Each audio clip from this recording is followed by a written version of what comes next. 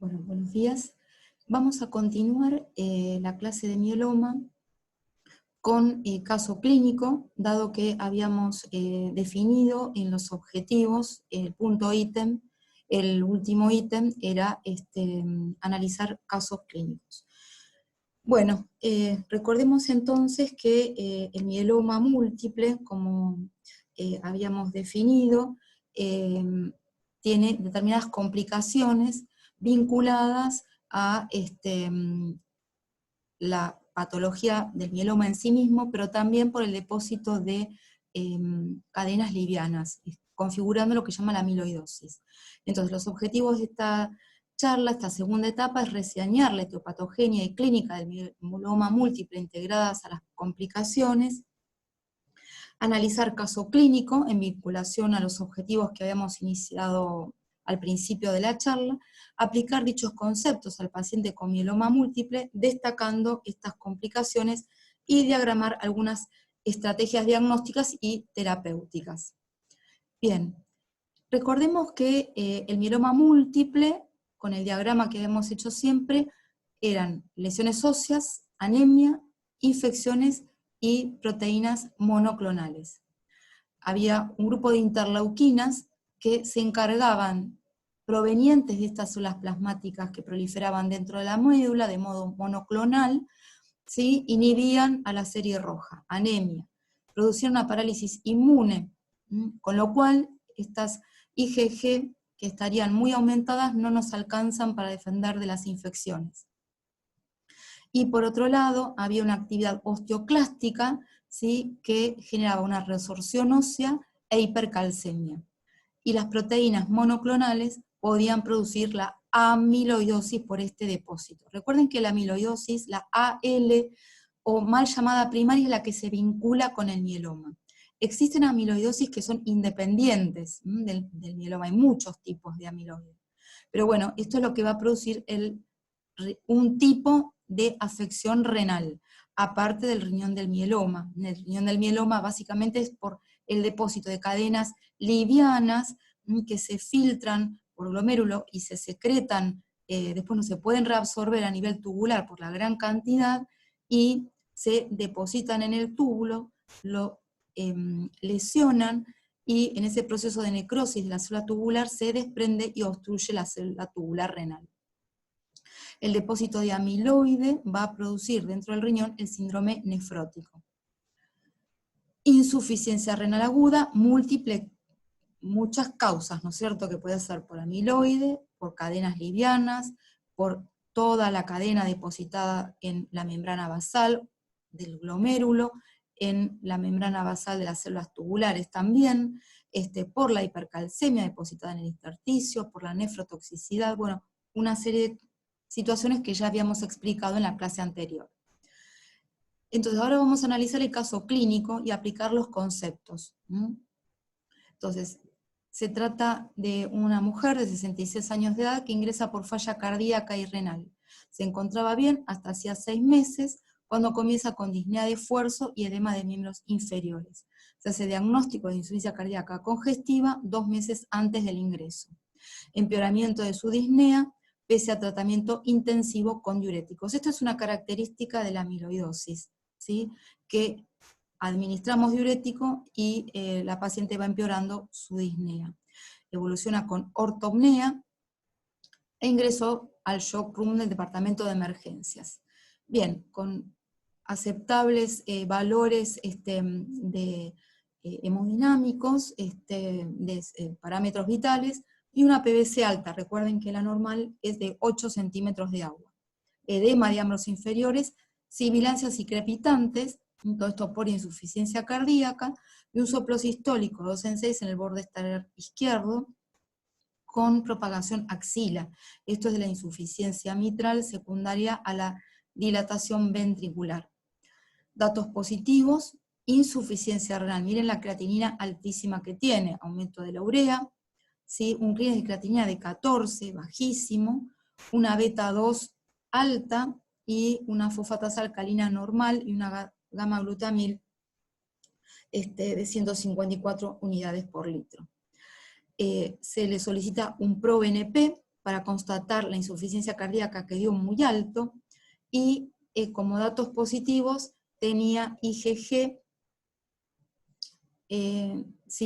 disminuidas, AM disminuidas, y tenía cadenas libres kappa de 2.700 miligramos por litro, y un radio kappa lambda de 126.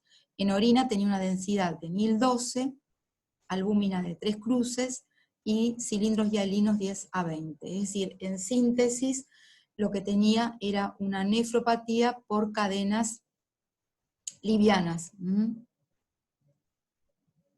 Tenía un ritmo sinusal con microvoltaje, eso es característico del derrame pericárdico, y signos de agrandamiento de la aurícula izquierda.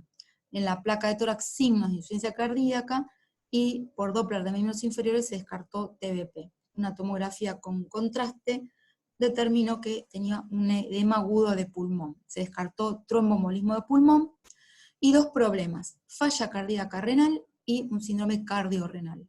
¿Qué estudios confirman la patología cardíaca? Bueno, fíjense que tenemos una hipertrofia del ventrículo izquierdo, una hipertrofia de la pared. Esto confirma la posibilidad, y como atigrado, que la presencia de amiloide en el corazón. Fíjense, el tabique interventricular está engrosado. Cuando no hay antecedentes de hipertensión y un tabique engrosado, eso nos puede hablar de amiloidosis cardíaca. Y fíjense que la aurícula, ¿sí?, es prácticamente igual la derecha que la izquierda, o sea, hay una dilatación vía auricular, lo que quizá lo pone en evidencia de la posibilidad de una amiloidosis cardíaca por la imagen del ratón Mickey, que se llama, cuando hay una dilatación vía auricular. La miocardiopatía de esta paciente, por hipertrofia, función sistólica normal, agrandamiento auricular y un corazón no dilatado, es una miocardiopatía restrictiva, y por infiltración de amiloidosis, de amiloide. ¿Qué datos de laboratorio orientan a la causa de la falla renal? Falla renal aguda con proteinuria, disminución de inmunoglobulinas, aumento del radio cadenas livianas kappa lambda, diagnóstico probable mieloma. El próximo paso es radiografía de las estructuras óseas. Fíjense la presencia de las imágenes en saca bocado, las lesiones osteolíticas, ¿sí?, lesiones de osteólisis, en húmero también, y cómo se integran los datos más significativos de la historia clínica. Bueno, el mieloma múltiple lo diagnosticamos porque tenemos cadenas kappa, lesiones osteolíticas, falla cardíaca con amiloidosis, y esta última se asocia con el mieloma múltiple.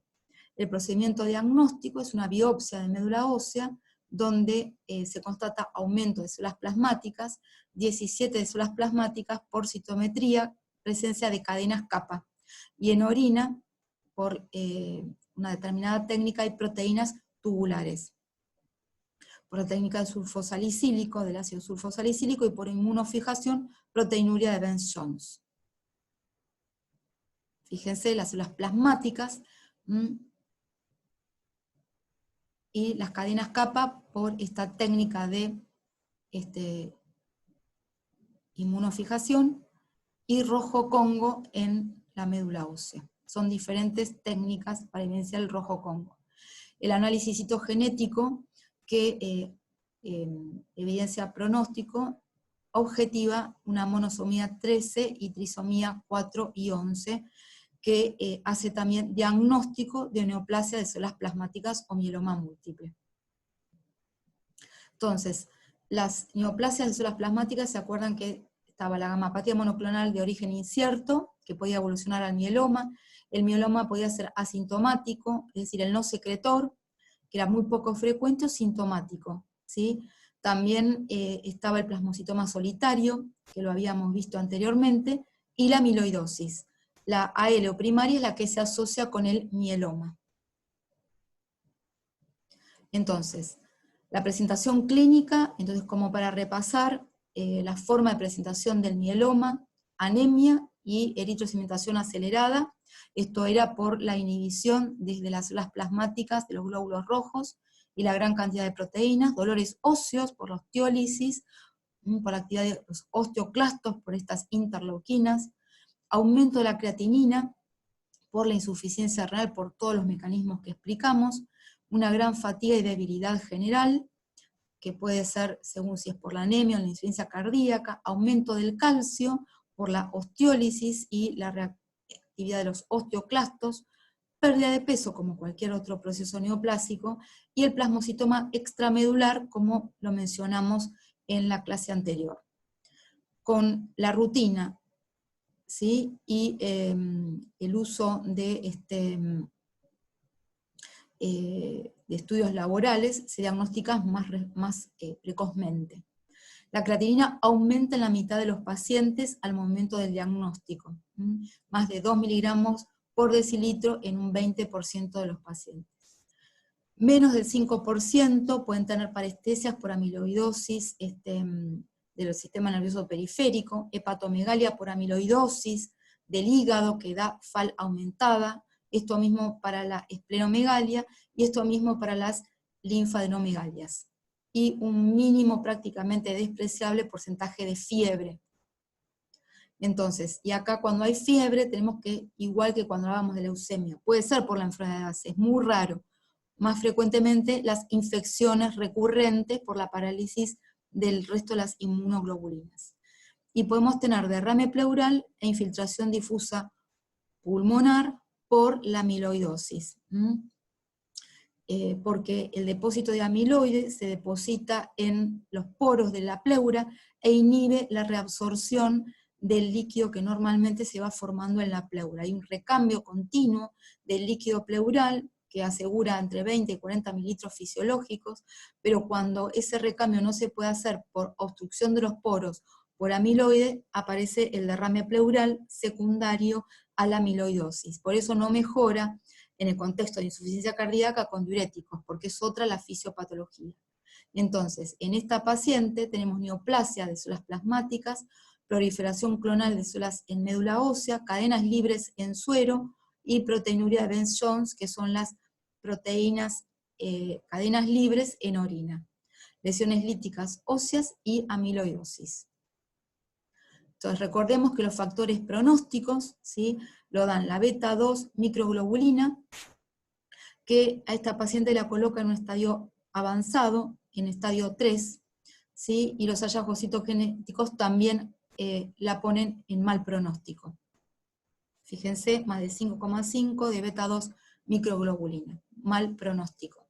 Y la amiloidosis cardíaca, ¿sí?, representa un 30% en el mieloma, gastrointestinal en un 7%, y está la fosfatasa alcalina aumentada. Recuerden que no es por los osteoblastos, que están inhibidos. Hay una infiltración sinusoide hepática, puede haber de los tejidos blandos, ¿se acuerdan cómo se aspiraba en la grasa parda? Disautonomía, la polineuropatía amiloidótica puede dar parestesias, se afecta al sistema nervioso periférico, o disautonomía, se afecta al sistema nervioso autónomo. Y puede afectar al riñón en 46% cuando hay amiloidosis. En general, genera síndrome nefrótico. Entonces, el compromiso renal es común en mieloma también sin amiloidosis. O sea, el riñón puede ser comprometido por amiloide o sin amiloide.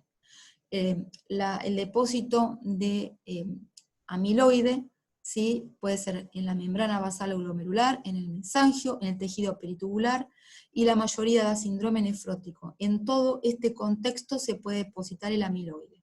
Esta es una paciente que tuvimos hace muchos años, que tenía amiloidosis sistémica, y fíjense la lengua, cómo estaba infiltrada por amiloide. Esta paciente se había trasplantado, se había curado del mieloma, pero finalizó su vida por una gran amiloidosis sistémica. Y ella tenía un derrame pleural, que se hizo diagnóstico de amiloidosis pleural por la biopsia de la pleura. Fíjense la macroglosia, cómo se diagnostica a través del edema de la lengua. Se presiona con los dientes la lengua y queda marcada la lengua. Diagnóstico diferencial con el hipotiroidismo, la acromegalia, el edema de Quink. Y tiene una púrpura amiloide. ¿Se acuerdan cuando vimos púrpura? La púrpura amiloide se caracteriza por el depósito de amiloide en los vasos. Los vasos están muy frágiles y aparece la púrpura amiloide. esta paciente la presentamos en un póster, y la falla renal es debida a mieloma múltiple. ¿Qué les parece? Tiene los dos, tiene mieloma, amiloidosis y ambos, porque tenía cadenas livianas, que son muy tóxicas para el riñón. Entonces su falla renal es tanto para el mieloma como para la amiloidosis. Entonces esta paciente tenía falla renal, se desarrolló en un periodo de 6 meses con proteinuria de rango nefrótico con empeoramiento en semanas antes de la admisión. La falla renal es una complicación del mieloma múltiple, 8.000 pacientes año en Estados Unidos. Glomerular, amiloide, depósito de inmunoglobulina por cadenas livianas, pesadas o ambas, que esto ya lo explicamos, o también por crioglobulinas, dando una glomerulonefitis por depósito de inmunoglobulinas. O también colapsante por drogas, por el pamidronato, que se da para inhibir la reabsorción osteoclástica. Tubular es el clásico riñón del mieloma, nefropatía por cilindros, o sea, las cadenas livianas se depositan en los túbulos. La célula tubular se desprende una vez que la cadena liviana intoxicó a esa célula tubular, se desprende y esa célula tubular obstruye al túbulo. Da una disfunción tubular distal o proximal, que es el síndrome de Fanconi. También puede dar una isquemia aguda o nefropatía tóxica, por medicamentos, como por ejemplo los AINE, los contrastes, y recordemos también el calcio. La intersticial se puede producir por depósito de células plasmáticas en el intersticio y de una nefritis intersticial, que también se puede producir por depósito de calcio. Recuerden que el calcio generaba la resistencia a la antidiurética y por eso había polidips, poliuria y deshidratación. Sobrecarga de cadenas livianas que no se reabsorben y son excretadas en la orina. En el segmento distal, con las proteínas de Tamm-Horfeld, que son proteínas que se encuentran en el túbulo distal, y la albúmina forma cilindros que se depositan en los túbulos distales y colectores y causan una obstrucción y dilatación de los túbulos que están por encima, con atrofia. Esta paciente tenía cilindros en el sedimento y falla renal aguda. La proteinuria en rango nefrótico no se suele ver en este tipo de nefropatía. Es más frecuente en la amiloidosis. Esta es la nefropatía por amiloide y por cilindros.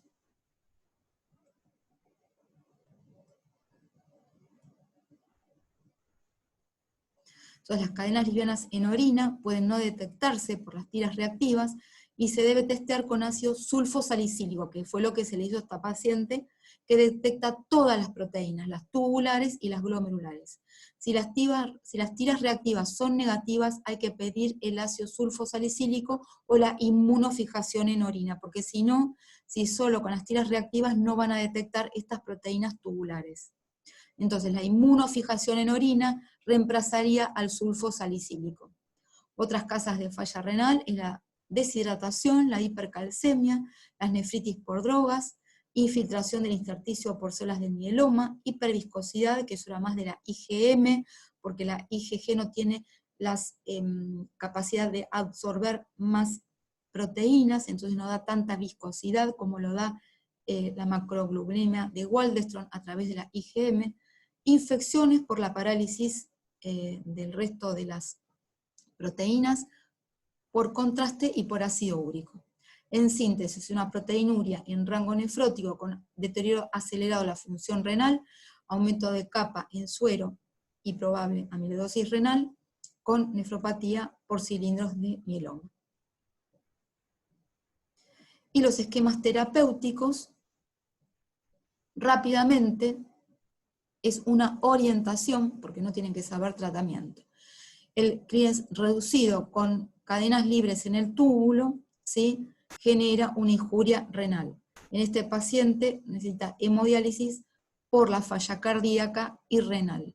La citopenia, con leucopenia y plaquetopenia, hay que administrar factor estimulante de colonias y transfusión de concentrado de plaquetas.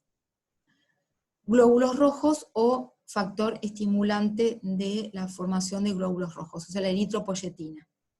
Y si hubiera hiperviscosidad, plasmaféresis.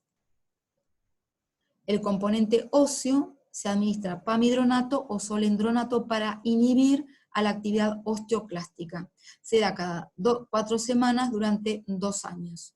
Y como esto lleva a hipocalcemia, la administración de pamidronato se debe complementar con el tiempo con la administración de calcio y vitamina D.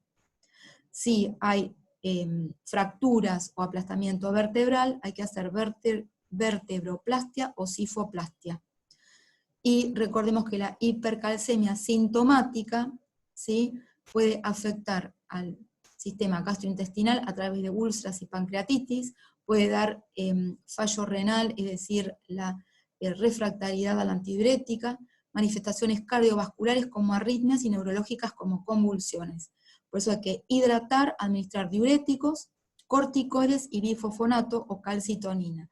La hipercalcemia tumoral en general responde a los corticoides, pero en agudo hay que administrar hidratación, diuréticos, para que no se sobrecargue esta paciente, porque no se puede hidratar por la falla renal, la calcitonina que baja el calcio en agudo, y para largo plazo el pamidronato que actúa tardíamente. Los corticoides es como un rescate si es una hipercalcemia refractaria.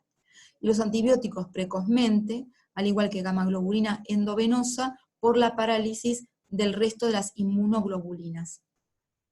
Hay que hacer profilaxis sobre el herpes zóster, y la primera causa de muerte son las infecciones, con lo cual estos pacientes tienen que estar vacunados contra las bacterias capsuladas, que es las que son, ingresan en pacientes que tienen déficit de sus inmunoglobulinas, fundamentalmente para neumococo, hemófilus, meningo e influenza. Muchas gracias.